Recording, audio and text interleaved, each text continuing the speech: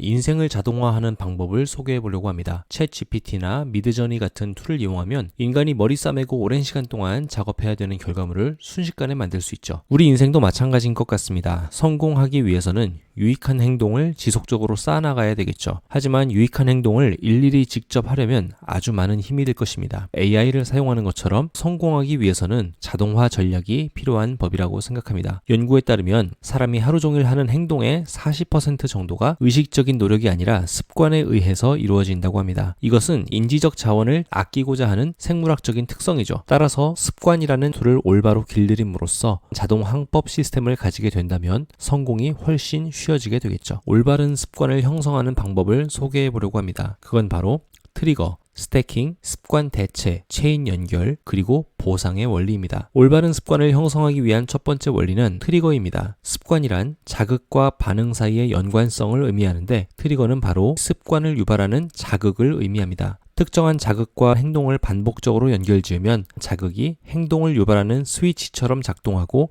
그게 점점 편안해지는 것이죠. 트리거의 예시를 몇 가지 들어보면 다음과 같습니다. 스트레스 받는 일이 있으면 담배 생각이 간절하게 나는 경우가 있죠. 저는 반대로 오랫동안 한자리에 앉아있다 보면 갤럭시 워치에서 일어나서 운동하라는 신호를 보내줍니다. 왼쪽 손목에 진동이 오면 한 바퀴 걷거나 스트레칭을 하는 것이죠. 성공한 사람들은 기상 알람 소리를 들으면 명상을 하거나 운동을 하는 습관이 형성되어 있다고 합니다. 기상 알람이 트리거 역할을 하는 것이죠. 매일같이 겪게 되는 자극이 있다면 이 자극 뒤에 습관으로 만들고 싶은 행동을 연결시켜 보는 것이 유익합니다. 두 번째 원리는 스태킹입니다. 기존에 가지고 있는 습관을 트리거로 삼아서 거기에 새로운 습관을 붙이는 것입니다. 두 행동이 연속적으로 반복되면 우리 두뇌는 두 행동을 연관짓게 된다고 합니다. 스태킹의 예시를 몇 가지 들어보면 매일 아침에 커피를 마시는 습관이 있다면 커피를 마시는 동안에 해야 될 일을 생각하고 노트에 적는 행동을 연결지어 보는 것입니다. 저는 아침에 업무 현황을 정리하는 매크로를 돌리는데 매크로가 돌아가는 시간에 하루 할 일을 계획합니다. 그러다 보니까 매크로가 돌아가는 동안 아무것도 안 하면 뭔가 어색한 느낌이 들더라고요. 매일 하는 행동에 새로운 행동을 덧붙이는 것은 습관을 설계하는 아주 좋은 방법입니다. 올바른 습관을 형성하는 세 번째 방법은 습관의 대체입니다. 나쁜 습관을 고치고 싶다면 그 행동을 안 하려고 노력하는 건 소용이 없습니다. 그 대신에 새로운 행동으로 교체해야 되는 것이죠. 검색 엔진에서 얼룩말을 제외한 것이라고 검색하면 얼룩말이 나오겠죠. 무언가를 단순히 안 하겠다고 결심하면 계속 그 생각만 날 것입니다. 그걸 이겨내려고 노력하는 자체가 의지력을 고갈시키는 것이죠. 점심 먹고 나서 휴대폰만 보는 습관이 있다면 휴대폰을 안 하려고 참기보다는 햇빛을 쬐면서 산책을 할 수 있습니다. 퇴근 후에 집에 가면 퍼져버려서 헬스장에 가는 게 너무 힘들다면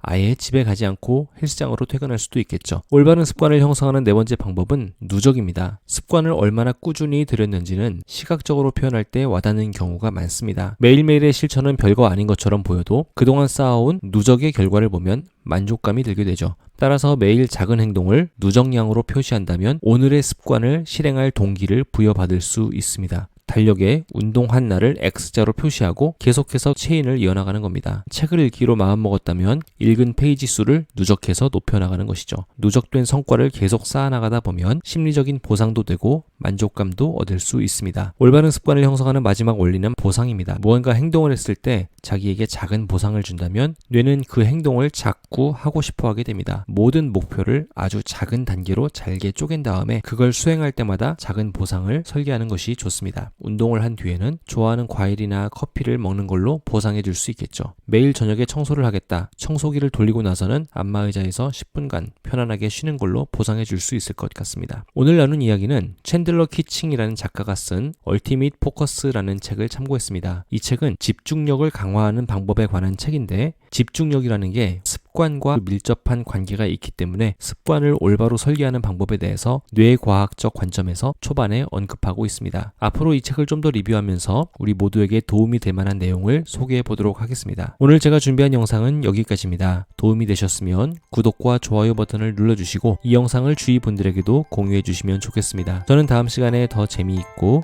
유익한 영상으로 여러분을 찾아오도록 하겠습니다. 감사합니다. 다음 시간에 만나요.